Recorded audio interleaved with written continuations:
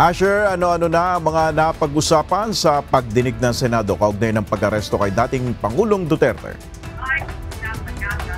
Nel, bakit sinuko ang kapwa Pilipino? Ito ang pangunahing tanong ni Senador Amy Marcos sa pagdinig ng Senado kaugnay sa pag-aresto ni dating Pangulong Rodrigo Duterte sa International Criminal Court.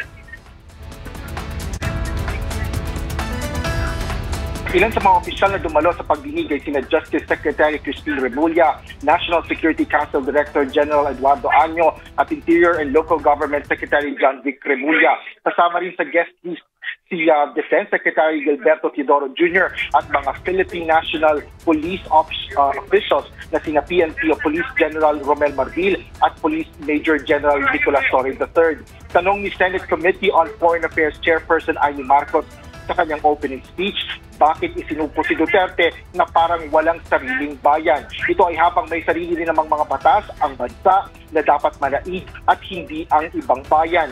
Kung magagawaan niya ito sa dating Pangulo, maaarian niya itong magawa sa iba pang individual.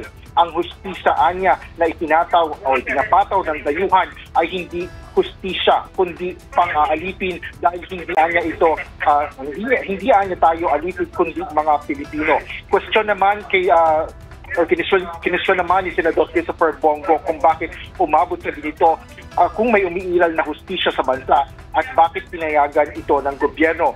Kung kaya niya dalhin agad doon sa The Hague, Netherlands si Duterte, dapat kaya rin dalhin ito papalik sa loob ng 24 oras. Pinuna rin nito ang di pagpayag sa paglapit ng doktor kay Duterte nang dumating ito sa Ninoy Aquino International Airport bago o sa oras na ito ay inaresto upang matiyak ng doktor ang kalusugan nito dahil 80 taon na ito at may 27 gamot na iniinom habang nangangailangan ng medical attention. Hindi lang niya ito issue kay dating Pangulong Duterte, kundi mahalagang usapin ng soberanya. Sa pagtatanong naman ni Senador Marcos sa mga opisyal ng mga dumalong ahensya ng gobyerno, sumang-ayon ng mga ito na hindi na miyembro ang ICC o hindi na miyembro ng ICC ang bansa. Ngunit paliwanag ni Justice Secretary Cristina Remulla, walang jurisdiction ang ICC sa bansa, ngunit may jurisdiction sa individual